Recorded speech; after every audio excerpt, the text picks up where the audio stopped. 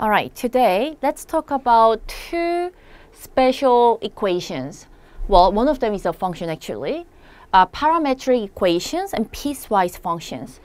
Parametric equations are very interesting because parametric equations actually shows x and y as two separate equations. X itself is an equation in terms of t, and y itself is an equation in terms of t. So technically, what is going on here is that the you know how whenever we write a function equation, what we did was we brought a function equation in terms of x. So we used our x as the input, right? Your x was the input, and whatever that comes out of it was your y value, the output of the function. So we knew how to get the outcome, but and then we knew like how the x and y were related. The parametric equations, though, it doesn't use x as the input, or y obviously is not an input neither.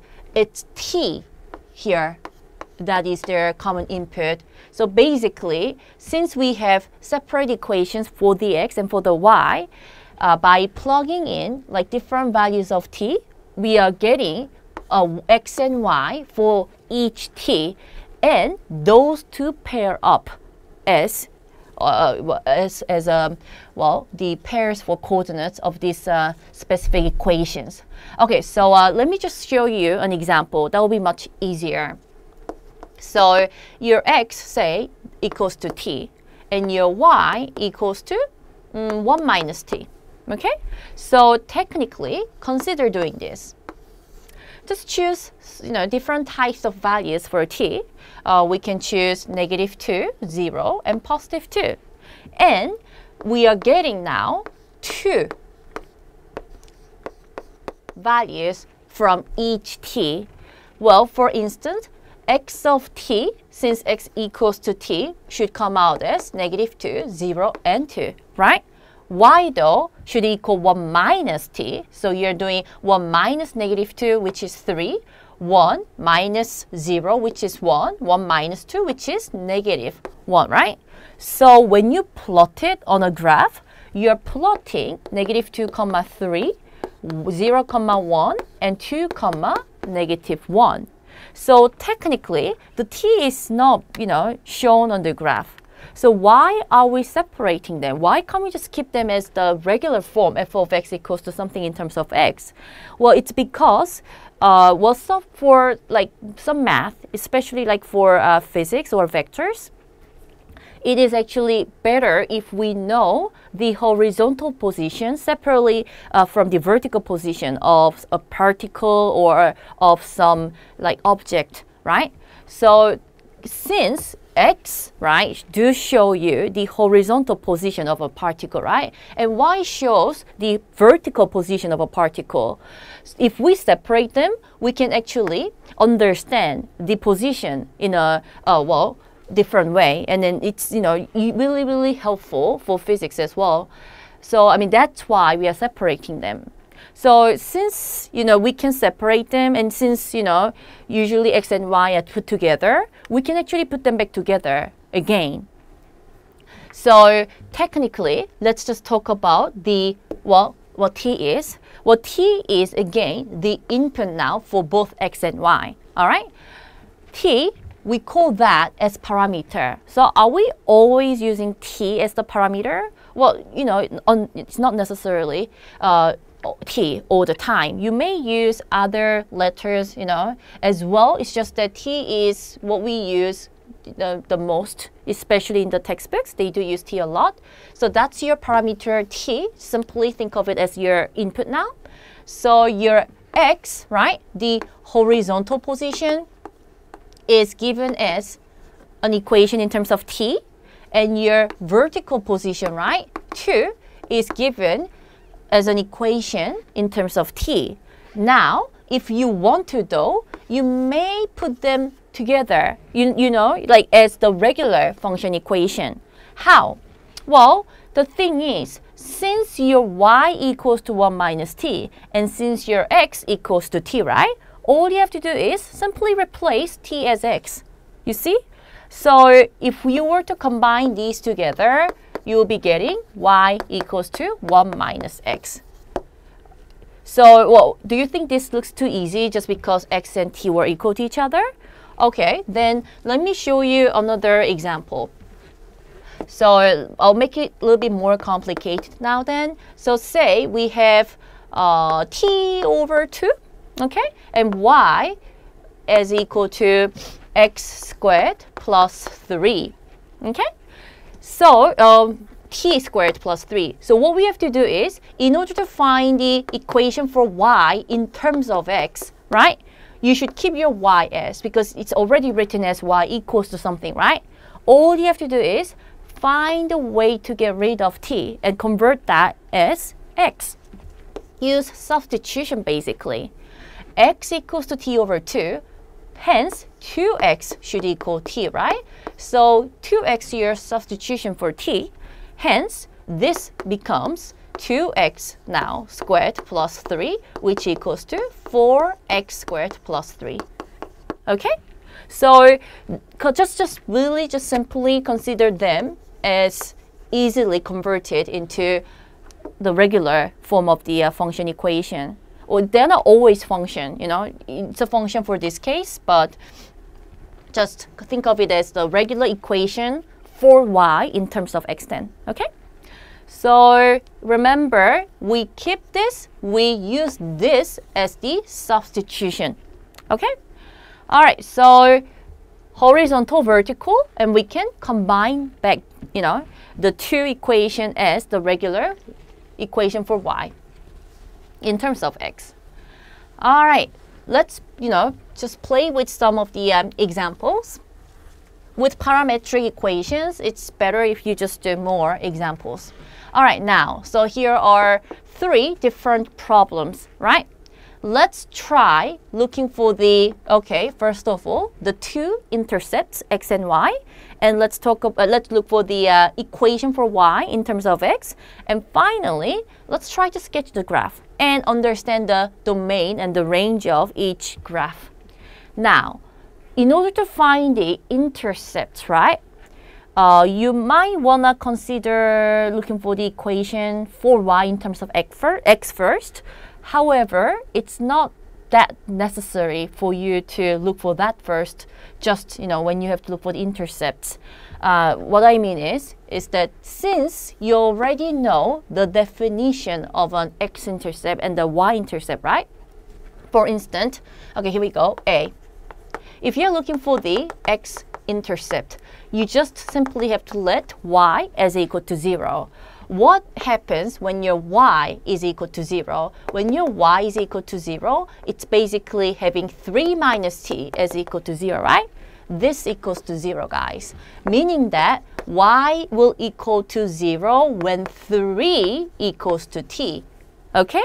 Hence, when 3 equals to t, then x should equal 6. You see how they are all connected? Remember how, you know, I told you that the given t will give you both x and y of the equation, right? So we are using that concept here. If you simply let the y is equal to 0 and get the value for t, right, and plug that back into the x equation, you know, that means that there is a point 6, 0 in the graph. Hence, that is your x-intercept.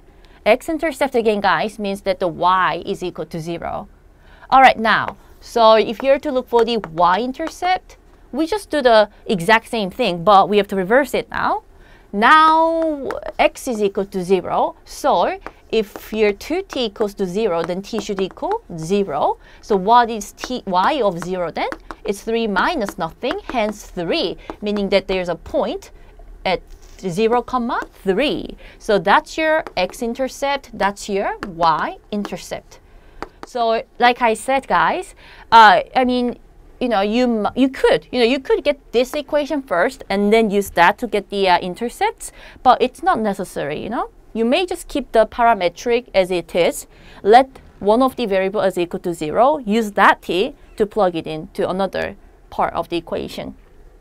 That's all you need to do. All right, so X-intercept and Y-intercept. So part 1 is done. Okay, so let's do the second part. The equation for y in terms of x. What did I tell you before? I told you to keep the y as it is, right? And find a way to replace t as x. How do we do that? By, well, let's play with, back to A. So y equals to 3 minus t and x equals to 2t. By playing with it, by playing with the first expression, t, according to this, should equal half of x, right? So what you do is you simply plug in x over 2 as t, so you'll be getting 3 minus x over 2. That's all. That's the second part of the equation. The equation for y in terms of x is 3 minus x over 2, which is linear with negative slope with positive 3 as the y-intercept. So you know how to graph linear equations, right? Start off from positive 3, it's negative, and the slope is 1/2, so it's somewhat like that, passing through positive 6 and positive 3. So the domain and the range here will be all real values for both, right? All real values for domain and for the range. Okay, so intercepts, expression, graphs. So you do wanna get the graph, by using the equation for y in terms of x. However, in terms of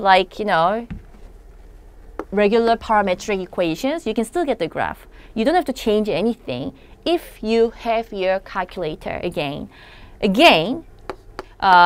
TI 84, 89, or Inspire, doesn't matter what you have.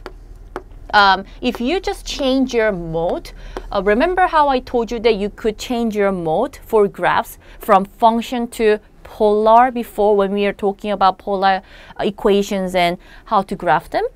You can convert your graphing mode into parametric mode as well.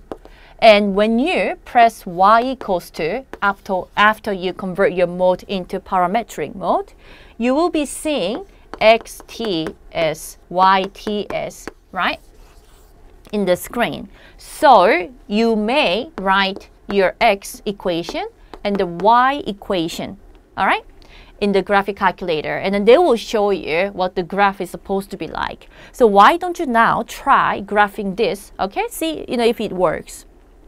Okay, now, some of you might only see a portion of the graph. When that happens, I need you to go check the window. The window, again, sets you the scale for x and y and how long your axis should be, but it also sets your input range, okay? The t is your input now. So what you have to do is you need to go to your window and then just make sure that your input t is covering maybe -10 to +10. That's usually safe. The calculator always have the window for t set from 0. I don't know why, but it usually is the case. So that if you just keep it as it is, you're only plotting input values of 0 and above, right? Change that. Your minimum can't be 0. It should be -10. It should be up to +10. And don't change the t-step part. Again, the t-step is the difference between each input that you're plugging in. So don't put something too big in here, because that will be for example, if you choose 1 to be your t-step, right? You are telling the calculator to start plotting -10, -9, -8, right? The thing is, you will be seeing not very smooth curve if there were curves, involved. So you always want to keep your t-step as some decimal value, or I mean, the smaller the better technically, but if it's too small, it would take too much time for the calculator to process. So I think 0.1 is usually, small enough as your t-step, or just keep, whatever your calculator says right now as t-step, just keep it. Don't touch that. just make sure that your t minimum, is going from negative value. All right, so again, change your mode, all right, to parametric. You could graph this in your graphic calculator. Okay, let's just redo all, the entire 1, 2, and 3 with problem B now. B, so let's just go a little bit quickly now. So let y is equal to 0. Your t should equal 0 then, right? T over 7 equals to 0 means t equals to 0. So x of 0 should equal square root of 5. Okay, so keep that. So that will give you root 5 comma 0, your x-intercept. Now, when x equals to 0, your t should equal negative 5. So your y for negative 5 would equal negative 5 over 7. Hence, 0 comma negative 5 sevenths is your coordinate. Hence, that's your y-inter. Really simple, isn't it? Okay, now, converting, putting the equations together. Okay, y stay as it is. We need to figure out how to replace t as x. So we play a bit, move them around. We have to square them first. X squared equals to t plus 5. Hence, t should equal x squared minus 5. All right, so once you know what your t is in terms of x, just, substitute, the equation in. Hence, that's your expression for y in terms of x. Really, really simple. And as as you can see, guys, this is a quadratic equation with positive, right? So it's, okay, a quick check, guys. What does that mean? Positive a, right? It's technically 1/7. It's still positive, right? Positive a means that your graph will be concave upward, right? 5 over 7, well, the constant values are always the y-intercept of your graph. So what you will be having is something like that, right? I'm not gonna look for these zeros here, but I do need to find out the vertex, because after sketching the graph, I'm supposed to find the domain and the range as well. And since it's a parabola, obviously the range does not cover the entire y-axis. So, what is the vertex? What is the minimum value here? Well, the y-intercept, isn't it? Well, it's quite simple for this one. It's simply negative 5 over 7. So for the domain of this, it's all real values. But for the range of this, it should be greater than or equal to negative 5/7. Okay, so you see how, if you know the general things of polynomial functions, it's so much easier for you to graph, a bunch of, equations, because rational functions, polynomial functions, radical, and exponential and log as well, right? Oh, including trigonometries, those will come, until you finish your high school. So you should understand them, remember them, how to play with them using transformation as well. It will make your life so much easier, in terms of math at least. Okay, so got the x and y intercepts, right? By letting the variable as equal to 0. Got the expression for y in terms of x by replacing, t as an expression in terms of x into the expression for the y in terms of t. We plugged in x squared minus 5 as t. And when it comes to graph, well, you may use your calculator after you change the mode into parametric mode. Have to check the window though, right? Or if you can understand, if the equation is simple enough, then you can obviously do this by yourself.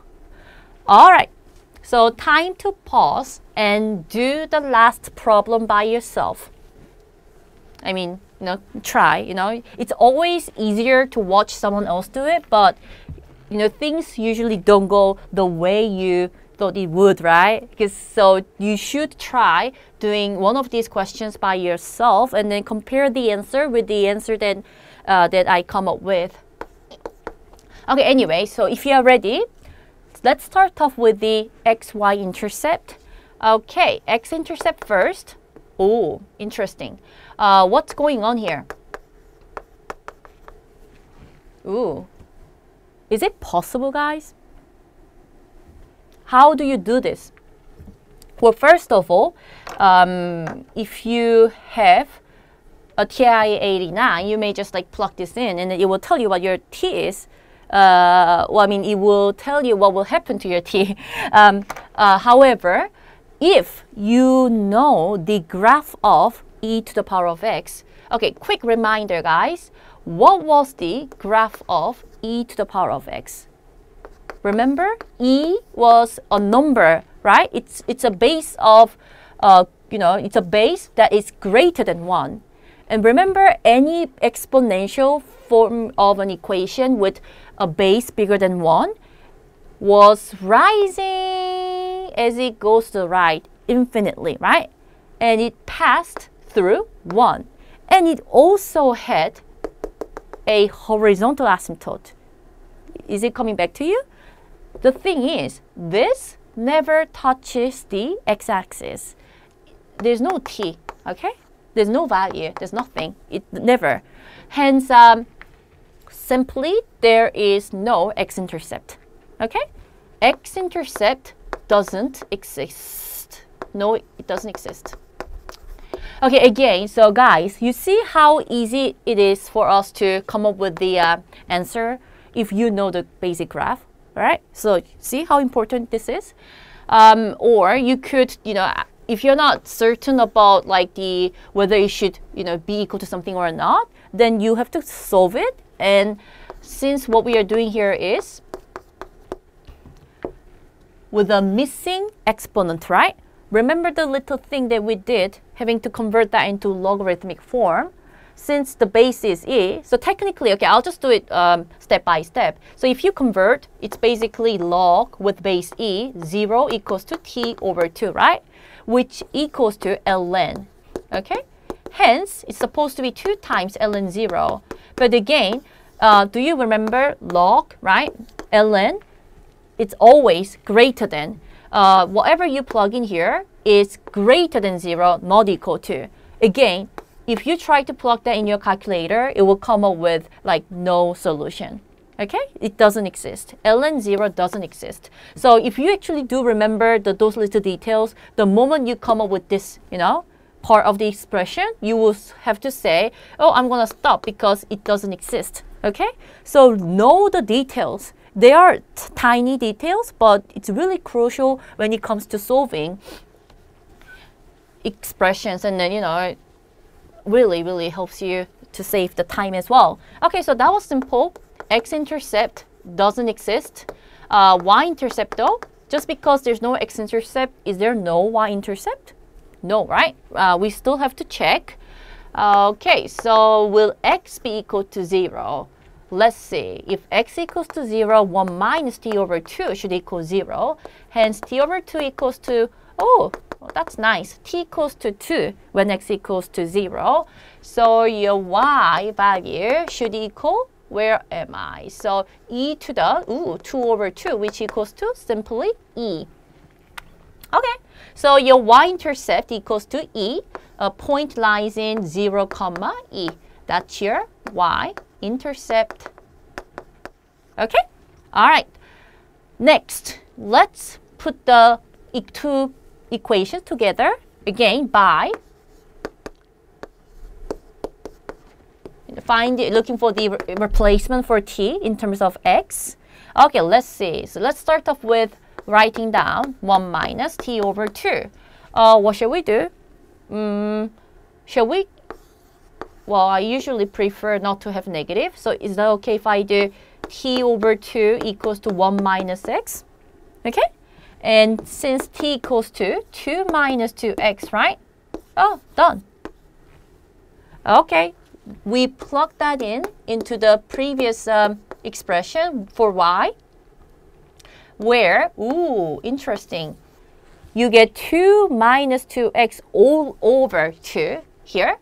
Hence, you will be getting 1 minus x. Well, e to the power of 1 minus x to be exact. Okay, now you can graph again using the graphic calculator, but let's just try using our amazing understanding of transformation to sketch the graph for 1 minus x. Okay guys, you see that your e to the x, right? Okay, so for C, 1 y-intercept equals to e, 2 y equals to e to the 1 minus x, and now 3, the graph. Okay, so transformation is involved here, starting off with e to the x, right? And e to the x goes like this. Okay, now, what is this? Guys, remember I told you to factor out whatever x is multiplied to. It helps you understand the transformation a bit better. This is what's going on. Now, starting off with negative. Okay, so basically, guys, it's all about horizontal transformation. Things are going on directly to x, right? So you can consider that as transformation within the bracket. So this is basically having negative x minus 1, okay, inside of the parenthesis. What did the negative mean inside of the parenthesis? It meant reflection. All right, good. It's a reflection, but over what? Over the y-axis. Okay? Your x becomes positive or negative. All right? It's over the y. What does the minus 1 then mean? What about the minus 1? It means that you will have to shift your, right? It means to shift, but to what direction? Since it's subtracted, to the right. Remember, whatever happens horizontally goes the other way around, right? Okay, so let's sketch the graph based on this. So we reflect, hence reflect, right? And shift. So technically, I told you to just like move like some important point as you shift. So this 0, 1 will be placed over here at 1, 1. And then it will be something like that. Not very good at drawing. Okay? All right, so as you can see, domain-wise though, it still covers everything. It's covering the entire x-axis. What about the range though? Well, since we didn't have to deal with the vertical transformation, the horizontal asymptote still lies here. So the range is still going 0 and above, not including 0 though. So that's the sketch. Something like that. And then we know that it has a coordinate at 1, 1. And the domain is all real values. Again, shall we use another form, interval notation? We can write that, right? And the range equals to, what is that? Y greater than 0, or I can write 0 to positive infinity. Okay? Learn the interval notations as well as the, inequalities. Okay, now, so I hope you got the third one right. Okay? If you're not sure about graphing, but I still want you to try graphing them using transformation. It's a good practice. Though, if you're not sure about it, do use your calculator to confirm it, especially when the equations are given as like sine or a cosine. You have to use your graphic calculator. Make sure that you set your angle mode into radians when you do that, since your t goes from -10 to +10. If you use degree, you're using such a small range for the angle, right? So just keep that mode as in radians if you have to graph sine or a cosine or a tangent, anything to do with trigonometry, expressions. So anyways, so that's the end of parametric, guys. Looking for the x or y-intercept, or emerging the two parts into a single expression, or sketching the graph is what you need to do. Okay, now let's move on to the second topic of this lecture, piecewise function. Okay, so if parametric was the, well, two, horizontal and vertical being separated, right? Piecewise is actually somewhat different. It's like a single function made up with several other functions. How is that possible though? So if you have like a quadratic function and linear function, how can they together make a single function? Well, obviously because it won't be passing the vertical line test, right? Well, it's done because each part, right, is separated by different domain. So for example, I will be using the quadratic part before the intersection, for example, and I'll be using the linear part after the intersection. Hence, it's basically a portion of like a specific function being put together, and the combined, right, becomes a single function. That's why piecewise function is usually expressed as in this format. Okay, so a function has different outputs, right? Different equations, right? But they will be telling you under what domain you will have to use, each part of the function. So for this one, let's just straight away talk about the examples. It's so much easier to understand this using the example. So when you have to graph this, usually when it comes to piecewise function related graphs, the equations that they do give you are quite simple. I mean, you could ask, your calculator how to graph them, but I, don't see the reason why you will be needing your calculator that much. So anyways, I'll be using two different colors, okay? So linear and quadratic. So the first part is, I'm going to just go like dark because I can easily erase. You guys might wanna go like light a bit or put dashed lines here, okay? Because you might have to, you will have to erase some portion of this, graph later. And this goes upside down, right? Why? It's negative and it's starting from positive too. So, right, picture is not drawn to scale, but it's somewhat like this. Okay, so after you have graphed both equations, what you have to do is you need to figure out where that point is at, because the two functions are being separated when x is equal to -1. You first want to find out, where -1 is. So from the first equation, -1 gives you +1, right? So that's from the first. What about from the second equation? When you plug in -1, oh, interesting. That too equals to +1. So basically, they're being separated before and after their, intersection, isn't it? Since they share the same value. So here we go, another color. So this is -1, 1, and they're being separated from that part. Okay, at that point, it says use linear if x is greater than or equal to -1.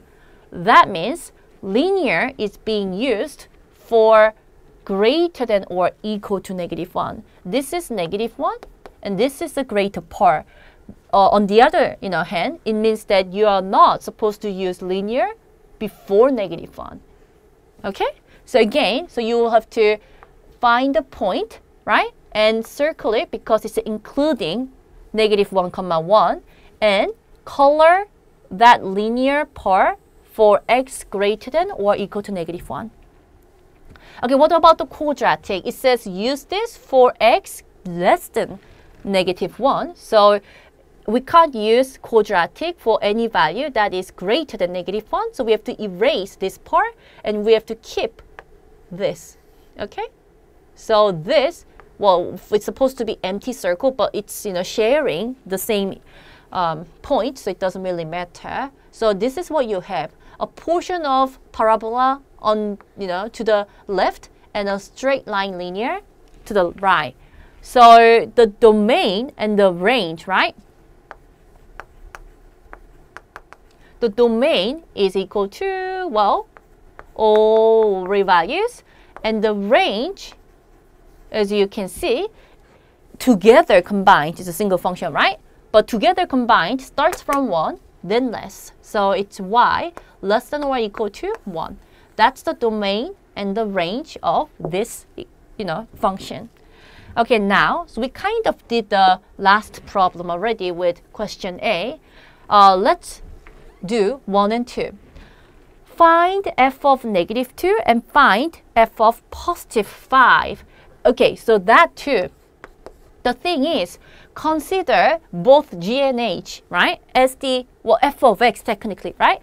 You just have to choose the right function for the given domain. If the given domain is negative 2, we first have to check this, what are we supposed to use for an x value that is negative 2, which is technically less than negative 1, right? For negative 2, it's the second one that we have to use. So, for f of negative 2, we need to plug in negative 2 into the second equation. Hence, the answer is, well, negative 2, right? Plus 4, but 2 minus 4, right?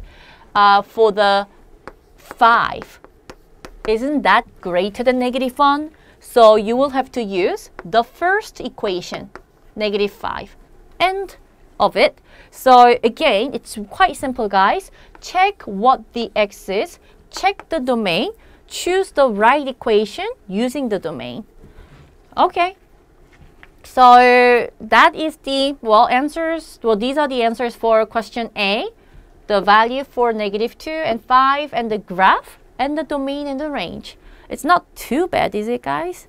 It's actually, especially the first two part, I think those are actually really interesting. Looking for the the right function for you to use and just plugging in is something that anyone can do. Okay, second equation. You could pause a bit and then try to do it by yourself. Okay, B1, f of negative 2. It equals to negative 2 now. It equals to negative 2. They're being separated about negative 2, but the second one includes negative 2. So we have to use the second expression. So it's negative 2 cubed, hence negative 8. For 5, it's greater than negative 2, right? So the first expression. Okay? Now, the graphing part. Okay, so I'll be showing you the two graphs, okay? Again, using two different chalks. Ooh, radical. Radical, again, goes from 0, 0, then to the right. If x is added by 3, right? The whole thing will have to shift to the left by 3 units.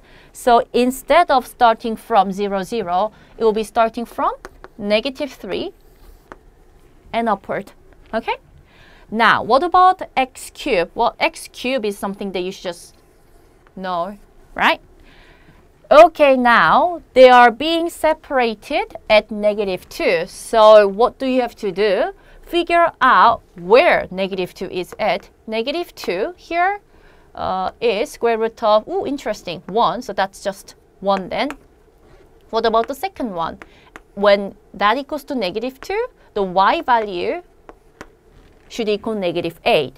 So we know at negative 2, so somewhere along this line, right? This negative 2, comma 1, and somewhere down there, here, negative 2, comma negative 8. So these are where the functions will be separated. We are supposed to keep, for the radical function part, we are only keeping the part for x values greater than negative 2. So on the other hand, what you have to do is, it's only for the part that is greater than. So we have to keep this and ignore that.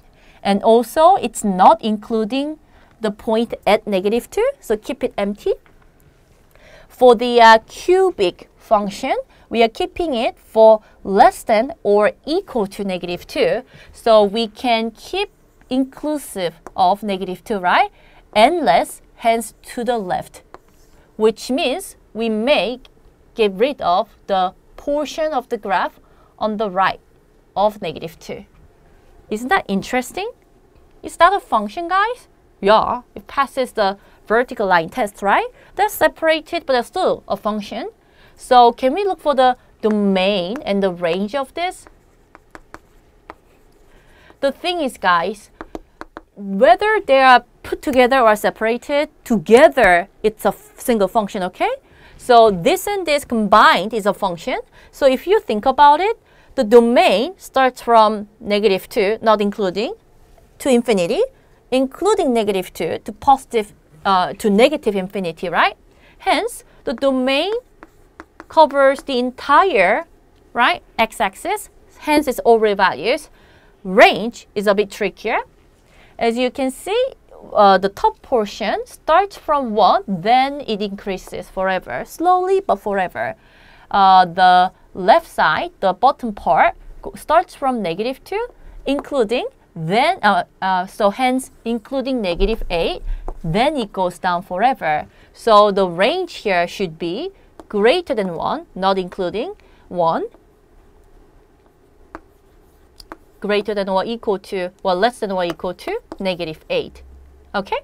So basically, what you are having here is, in interval notation, you're dealing with from -infinity to -8 inclusive, or from 1 to positive infinity exclusive. Okay? So that is your range, this portion and this portion put together. So you're looking for this as the range. Okay? So it does look a bit awkward, but it still is a function. And all you have to do is erase the portion that you don't need and just keep the rest of them, you know? Okay, so let's move on to the last question. The last problem, as you can see, is made up with 3 expressions, 3 functions. It's okay, you can have 3, 4, 5, as many as you want. But usually in math, we only have like usually 2, sometimes 3. Again, let's start off with by looking for f of -2. Where is -2? Is it greater than 4? Is it between 0 and 4? Nope. Is it less than 0? Yes. So f of -2 will have to come from using the third expression, equation. Hence, that equals to 1 over 4, right? Now, f of 5, though, which one do we use? 5 will be the first function, right? So that equals to 4, 5 minus 1. The last one now. I mean, the more functions it has, the more complicated, you know, the graph might look like. That's true, but however, it doesn't change the process that we have to go over. Have to start graphing them one by one. X minus 1, linear, -1 as the y-intercept, so that, right? 3, you know what 3 means? 3 means a straight horizontal line passing through 3 on the y-axis, right? Finally, 2 to the power of x was exactly like the you know, e to the power of x graph. It's exponential, passing through 1, and it grows exponentially like that. Okay? All right, so now that we have graphed them, you need to just erase a part that you don't need. And here, we are using this from 4, so find out where that is. So 4 has a y, x4 has a y value of 3, right? And what about here? 3 is in between 0 and 4, so you need to find both points at 0 and at 4. And it's quite simple here, right? Because that equals to 3 no matter what your x is. They're both 3, simply. Here we need to figure it out at 0, which is, oh, well, anything to the power of 0 equals to 1, right? Okay, so we have now the points for each portion of the graph where we might have to separate them. Can I go from bottom to top? Just feel like it. Okay, so 0, 1 is right here. That's the exponential graph, right? I'm keeping this for 0 or less. So 0 or less. I'm keeping it. So I'm going to erase the rest of the part. Okay? For the second part, I'm only keeping it from 0 and 4. 4 inclusive of. So from 0, not including, to 4. 4 is right here actually because as you can see, the linear equation and the horizontal line should intersect. So I know this is when your 4, 3 is. Okay, anyways, so it's including the 4, excluding 0, and we have to get rid of the remaining part. So this is your function, the second part of the function. And for the last one, it's from 4, 3, then above, right? Hence, we have to get rid of the remaining part. So, ooh, again, isn't that yet again another like very interesting looking graph? It's from here to there, another point here, over here. Okay, again, don't get confused, it's not including. There's so many lines put together. Okay, here we go. It's not including. Okay, so from 3 to 4, then up again. Okay, so as you, hey guys, do you realize something? The domain is always over values technically, because that's what we set, the entire domain is. We always do give you the domain so that it covers up the entire x-axis. Range though, okay, so it can be complicated. It's exponential, horizontal asymptote. So it starts from 1 and it goes down, but it will never pass through 0. So this portion, right, is given by 0, not including, comma, 1, including. So, okay? Okay, what about here? It goes from 3. It doesn't include 3 here, but it does here. So 3 is inclusive. Then above. So it goes from 3, then above. Okay? That's the range of this piecewise function.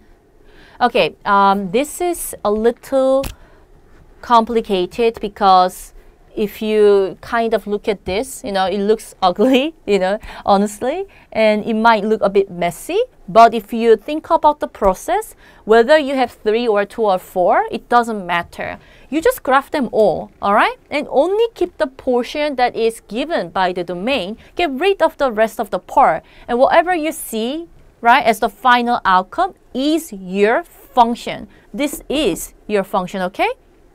Whether it's like separated from each other or not, doesn't matter. This is your function.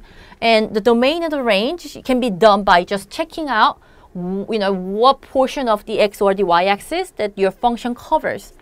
It's really simple, like the range, okay? Understand how to get the range of piecewise functions. All right, actually I have one last question that I want to show you before ending this class. It's actually, well, I think it's really interesting. Can you actually consider this a function, right? With 2, I'll keep x minus 2 and f of x minus 1. And that's if x is 1.5. make it. I want to make it a little bit harder. If x is less than 1, if x is greater than or equal to 1. Say you're to evaluate f of 5 with this piecewise function. What you need to do is, again, choose the correct equation first. Since 5 is greater than or equal to 1, we are using the second one, right?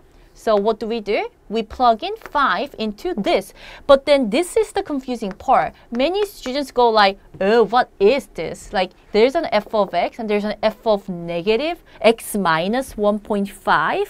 It might look very confusing, you know, and really, really like complicated, but it's actually really simple. All you have to do is, you know, your 5, your x, put that as x into the second function, that this is a function, right? And when you do that, you get 3.5 as an outcome. And now, consider 3.5 as x and figure out a way to solve this. How?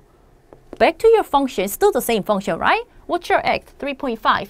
Is it greater than 1? Yeah, it is greater than 1. So you have to, yet again, plug the value into this function notation with 3.5x as x now. So when you subtract that by 1.5, that equals to f of 2, right? Okay, now then back to square 1, technically. And 2 still is greater than 1, right? Hence, you have to put 2 as x now and subtract 1.5, which will now give you 0.5, 1/2, right? And now, as you can see, if you are evaluating for 1/2 or 0.5, since that is less than 1, now you may plug in the 0.5 into the first expression, and now we have a value, negative 1.5. The series of plugging the value into the second expression will lessen the x into something less than 1. Hence, we can finally use the equation to find out what the function value is. So you see how they are, it's like a chain reaction, isn't it? Like it's all related. Don't give up on these questions. As you can see, they're really simple. Okay, so this is the last example that I want to discuss today about piecewise function. Okay, thank you for listening. I'll come back with other stuff later.